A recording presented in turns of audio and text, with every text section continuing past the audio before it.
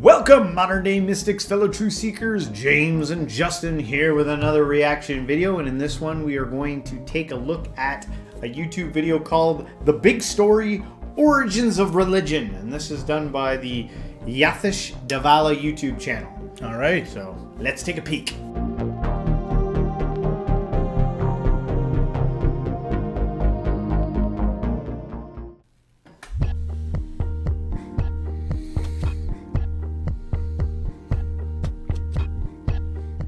Experience taught Stone Age people the difference between what poisoned them and what satisfied their hunger.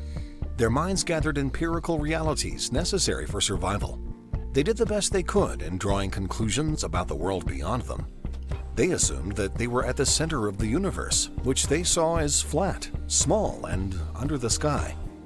They called themselves the people and thought that strangers were creatures of another sort, less human than they. They believed that if they ate the flesh of a strong beast, they might acquire its spirit. Or if they ate a portion of the body of a leader who had died, they might acquire his special qualities. They assumed that the sun and moon they saw moving across the sky were animate beings. A face of a dead person they knew and recognized in the peculiar shapes on the face of a rock was associated with the living spirit of that person dwelling within that rock. With no defined difference between spirit and materiality, they believed that in preserving a corpse, they were also helping to preserve the spirit of one who had died. They believed that a body went limp at death because the spirit that had been within it had left it for the invisible world. You know, this seeing the spirit in everything, I think the term is called animism. I'm not sure if, you can correct me on that if I'm wrong about that, but I feel like in a certain sense they were almost more in touch with actual reality than the way we are now. Yeah, that is the ability to see the divinity within the reality itself rather than the interpreted stories that are created off of the experience, because you are onto something, and there's no concise way of explaining that meticulously, but you're onto something.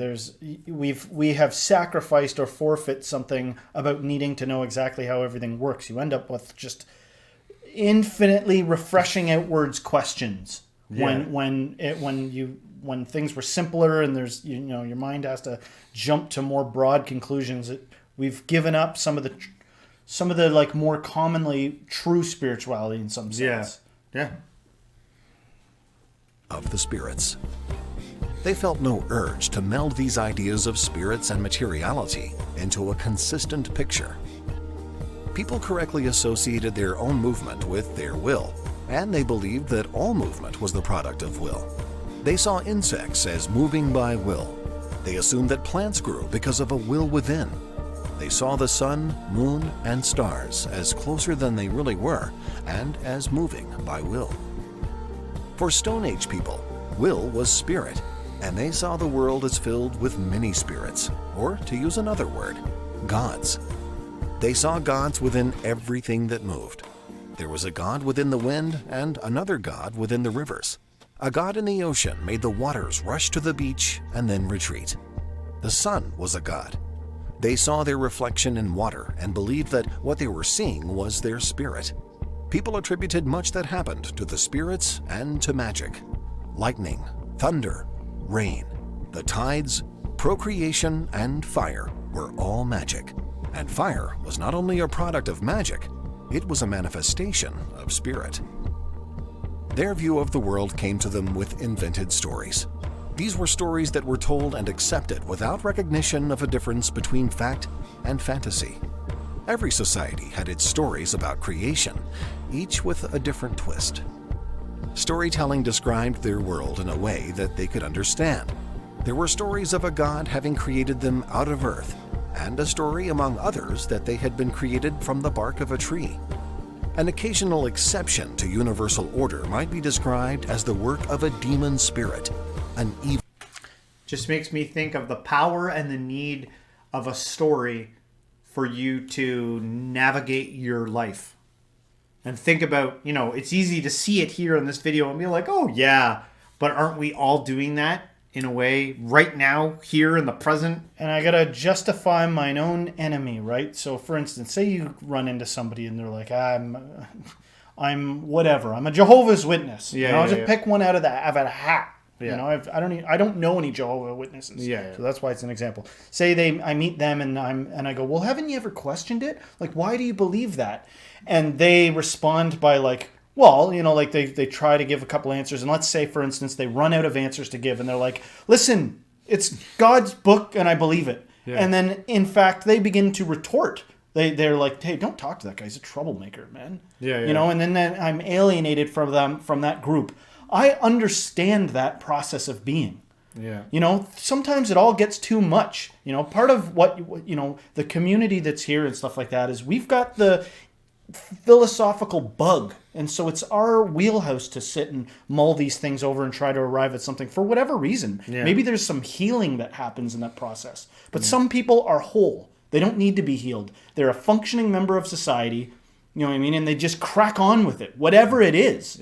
They would be part of, they ignore the aspects that we identify in society that are like, something, don't you care where your clothes are made? Like, what person is relegated to that task? Don't you care if you're actually doing everything right? I mean, after all, once you start digging into these things you say you believe in, they're just filled with questions. Yeah. And I don't judge somebody for being like, I'm not taking on that task. I'm not. I don't care if I'm willingly ignorant.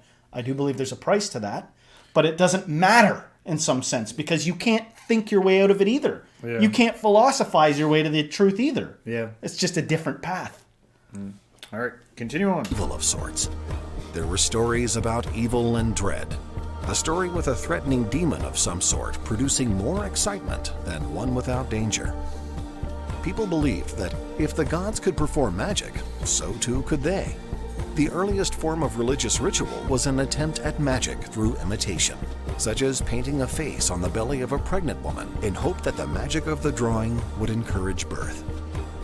Hunter-gatherers were trying to get by rather than to tiny video, but I gotta say one thing about that. Drawing the picture of a thing on a belly, I do think in the limited experience I have that there's something to belief. There's something to the power of believing something and it having like a physiological change. It sounds wacky to a staunch scientist probably, but it's like, hey man, I know you know everything. I know you're a mathematical genius and you know everything, but just give it a real whirl. First of all, you find it challenging to earnestly believe when you've spent so much time not believing. But if you practice belief, like maybe every day, wake up and try to pray to God for something. I think that beliefs are inevitable. I think you can't even navigate reality without. Well, on some level, even if you say I don't believe in anything, I have no beliefs. You believe something. You believe in that chair. You believe in it.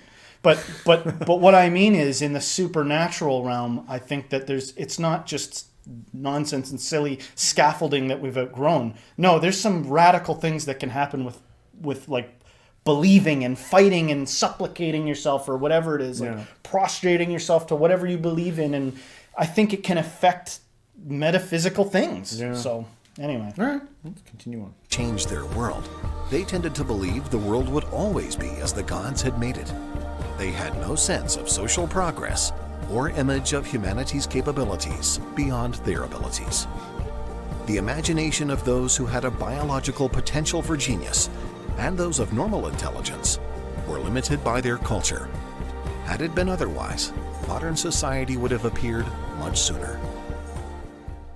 It was a nice short video, short and sweet, and I think it made a strong point. Yeah, another brilliant video. Yeah. So, guys, hopefully you liked our reaction on this video. If you did, please leave a comment. If you liked it, hit the like, subscribe, share this with a friend, and everyone, until next time, stay spiritual.